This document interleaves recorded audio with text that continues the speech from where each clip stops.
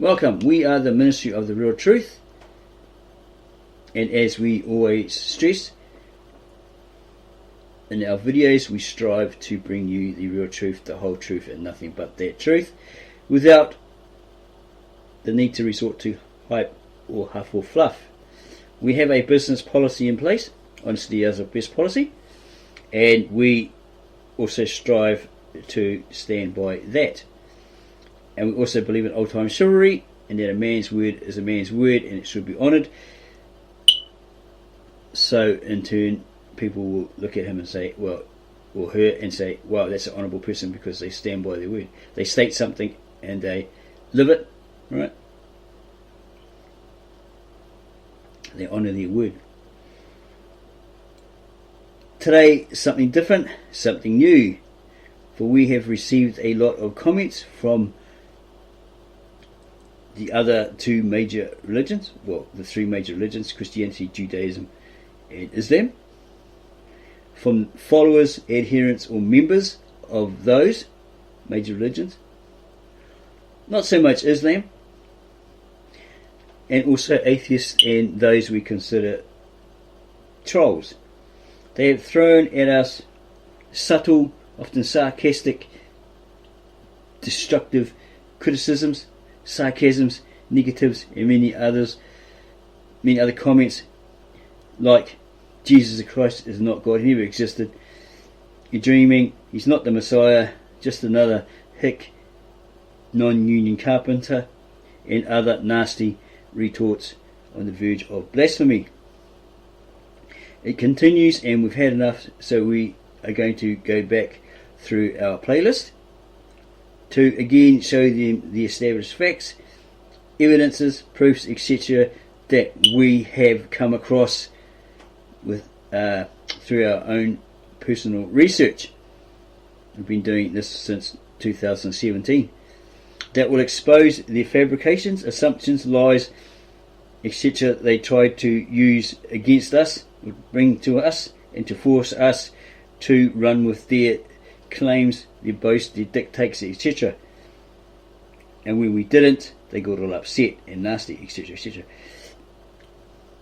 For we want our brothers and sisters in Christ who place their faith, trust, hope in God and His Son, who is God, and not be trodden down underfoot by these types and be shaken from their foundation, their rock, who is Jesus the Messiah.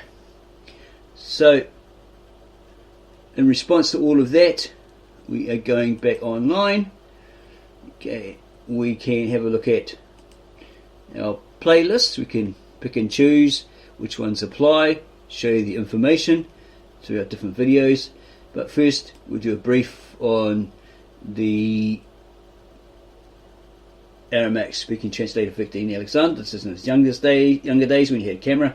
He was doing his documentaries. Basically, an introduction, the author at the Louvre Museum in Paris, France in 1976, and he talks about in 1996 in the city of Ceres, Central California, at the Betna Rain Center, a debate took place. It was televised on channel 23 KBSV between 7:30 PM and midnight. It was supposed to be a panel discussion on the name of Ashurai, but it turned out to be a debate which was incidentally won by the side who preferred the name Ashurai, and so forth. He wrote on the subject, and as people liked it, people in Betna Rain, Syria, they quite liked it. It was called the Assyrian Heritage and World Museums, and apparently he was at that Louvre because Christians, the Western Christians, theologians, etc., were trying to say that those winged bulls were satanic, etc., etc. When he did a documentary on it, he explained, because he knows the Mesopotamian history, being a native-born Mesopotamian, and took his documentary along to libraries, museums, film studios, etc., and they rejected it and says, oh, no, it's a lot of rubbish, which was really downheartening, right? How can it be if it's a native-born Mesopotamian from Syria giving the real history, accurate history about his own country? who would know it better?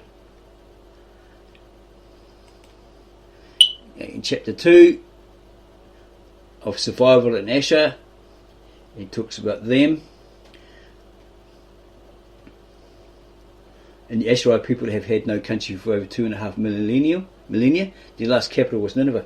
Jesus Christ said in Matthew 12:39-41, a wicked and adulterous generation, the one that he was in at the time, and he's probably talking about the Pharisees, the Sadducees, etc., the temple high priests. A wicked and adulterous generation asks for a miraculous sign, and probably Israel as well, but none will be given it except the sign of the prophet Jonah. For as Jonah was 3 days and 3 nights in the belly of a huge fish, it's not saying here it was a whale with a Loch Ness monster, so the Son of Man, or Jesus the Messiah, will be 3 days and 3 nights in the heart of the earth. The men of Nineveh will stand up at the judgment, okay, with this generation, the one that he was living in at the time, when they get resurrected and they face judgment, if there any judgment against them, right? And they'll condemn that generation, for they repented, or they had like true remorse, regret, etc. Turned from their sins, turned from their pagan ways, and embraced the one true God that Jonah was telling them about, that was going to soon put wrath upon them, his anger would come upon them, at the preaching of Jonah, right? In Nineveh. And now one greater than Jonah is here. So he's telling them, one that was greater than Jonah standing right in front of them. They're looking in the scriptures to see if they can, they're looking for him, but he's saying, hey, I'm right in front of you. Okay, I'm the one that is speaking of, that's standing right in front of you. So the Assyrian people, whom Jesus calls by the name of their last capital, the seat of their empire, had already survived 6 centuries at the time of Jesus Christ. Their embrace of Christian apostleship maintained their language, heritage, and their national soul. They were getting persecuted up until that very day by these different nations, because of the debate with Cyril, or between Cyril and Nestorians, and he said that Christ was of 2 substances, of 2 natures. So the original apostolic Orthodox Church of the East got erroneously labelled Nestorians, because the Roman Catholic Church, etc., says, well, because they accept what he uttered, right? Because Cyril was really jealous.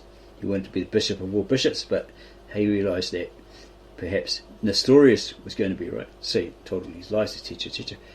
Okay, so they get called the Nestorian Church, erroneously.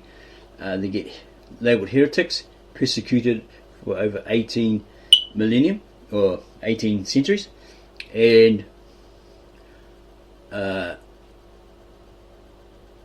until modern day, right? Through different factions like Al-Qaeda, ISIS, etc. And there's more information here. The Ashurai people, however, stopped using their national name. Okay, so the Ashurai people, whom Jesus calls by the name of the last capital, the seat of the empire, had already survived 6 centuries at the time of Jesus Christ. The embrace of Christian apostleship maintained their language, heritage, and their national soul. The Ashurai people, however, stopped using their national name from that time onward. They called themselves Sur-Ya-Ye in their own language, or Syrians in English. However, this designation is strictly of a religious nature, absolutely not cultural or political. Christianity came to those people via Syria. Martyred, he's a patriarch, was one of the apostles that came to those people in Mesopotamia, Bet Narain in the Aramaic language, and converted them to Christianity. This is centuries before Christian missionaries went to Urmia, North Iran, and converted many to their form of Christianity, okay, the Western Christianity, and they tried to translate that King James Version that they were using into Syriac and totally botched it. The earliest Jewish fathers of the Christian faith converted most of the Middle East to Christianity. Other Christian converts besides the Jewish converts to Christianity were Armenians, Chaldeans, Arabs, Lebanese of Phoenician background, Jacobites and Syrianese of Syria and Turkey, Maronites, Malachites and many others too many to mention here.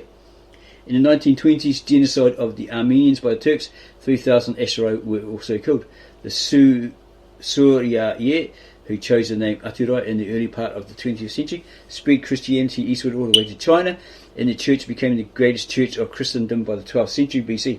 The resulting effort was the establishment of a magnificent church, the Church of the East, or the Apostolic Church of the East, which survives to this day.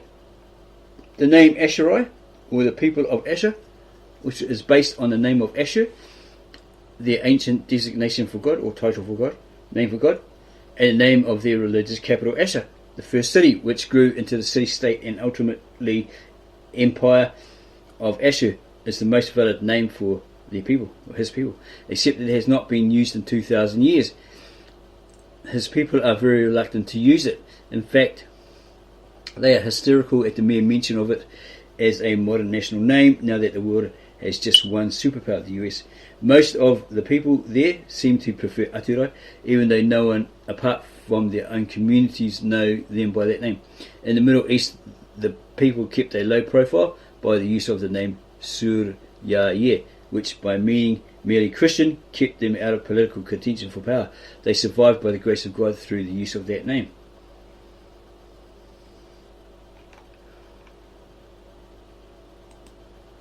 Guerrilla Culture Chapter 3. They survived then essentially by guerrilla tactics. In fact, they became a guerrilla culture. But how much longer must they remain a guerrilla culture? There is no longer any immediate danger while they are living mostly in the West. One of the most irritating aspects of discussing a nation's prerogative to camouflage itself to the point of disappearing entirely from the face of the globe is finding its location. The inherent threat of revealing its guerrillas headquarters or hiding places in the jungle is a major fear of the guerrilla leadership. Once the enemy finds a hideout, where will they hide, and what is more important, how will they maintain their leadership and hide their ignorance, bigotry and incompetence? During the Empire days, several centuries before Christ, the way King Sargon II dealt with guerrilla opposition is very instructive. When faced by guerrilla tactics, he attacked at once without warning, and the guerrillas' worst mistake would be to try to defend themselves in mountainous territories or dead-end battlegrounds. They say that the Americans lost the Vietnam War, yet finding the Viet Cong was one of the toughest problems of the war. If you cannot even find the enemy, how does the enemy defeat you? Do you end up leaving after searching everywhere, and finally do you allow the enemy to come out of the jungle and chase your helicopters away and claim victory? As we know, Congress ultimately ordered the US armed forces out of Vietnam. Surely they could not go back without orders and attack the enemy that was chasing them at a safe distance. Surely they could not go back without orders and attack the enemies that was chasing them at a safe distance. If it were a movie, of course the Americans would go back and re-engage the enemy, right? Guerrilla victories must be the most frustrating sort of experience for a true soldier, yet a nation trying to recover its lost territory must fight just such a sort of battle, unless there is a better option. Christianity, after the fall of Nineveh, was such an option. It gave the opportunity for these people to work for a greater cause than the cause of national power or recognition. Namely, they chose the pursuits of the missionary enterprise. It would have been a handicap for the missionary church to have retained its national name. It would become an obstacle in converting other nations to Christianity. The church leaders were right, of course. The Reverend Joel E. Warder described the Church of the East as a church on fire. That's the title of his book also. It is ironic then that today the Church of the East is tacked on Assyrian to the name of the church. Of course, in his language, or in their language, it's Ashurai. It's a giant step backwards, as Dr. Benny B. Ishu pointed out a decade ago when the leaders of the church first proposed the idea. The Church of the East had a universal connotation. Jesus Christ came from the East, just as the sun shines from the East. During the Islamic period, from the 8th to the 19th century, in the Middle East, the Ashurai people were submerged completely. The tribes that call themselves today Chaldeans and Ashurai are under one leadership until the year 1553, when there was a split in the Church of the East. The cause of the split was a tradition of maintaining the patriarchal leadership in one family. The Chaldean contingent wanted a shot at the patriarchate and won the right to hold elections, placing their revered monk John Sulaka into the patriarchal seat. Sulaka was murdered by the Ottoman Turks while a prisoner in their jail awaiting trial. The instigators may have been the old patriarchal family. Thereafter, 3 patriarchs took leadership of different factions and began a 3-way division in the Church of the East. It is claimed by present Church of East leaders that the problem was created when John Sulaka went to Rome and sought papal alliance. In fact, the popes recognized all 3 patriarchs eventually. Was it to create a permanent split? Who can tell now what the motives were then? The present patriarchate at the time came from the 3rd line after the murder of John Sulaka. The Chaldeans elected their patriarchs subsequently, and it continues from there. Okay, continues on. What we are, what we have to offer to our own children and to the world is our Christian faith, the knowledge that Jesus Christ has put at our fingertips if we would only wake up and revive ourselves spiritually and take on our sacred mission in life. And here's the historical perspective of the Ashurai people.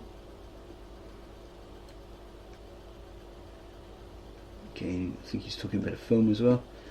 For Victor and Alexander, some of the least likely aspects of the research that he was doing, dealing with mythology and religion, began to nag him as he continued to gather more information for a more complete documentary, which he contemplated to do at some future date. These were bits and pieces of legends carved into stones, recorded on clay tablets and on seals and pictographic writing, and later in cuneiform. There were fragments of the epic of Gilgamesh, the flood, Adapa, or the Adam and Eve epic, and so many more legends straddling 4,000 years of recorded history, and no telling at this point how much more in terms of oral history. In those days he had little interest in religious matters.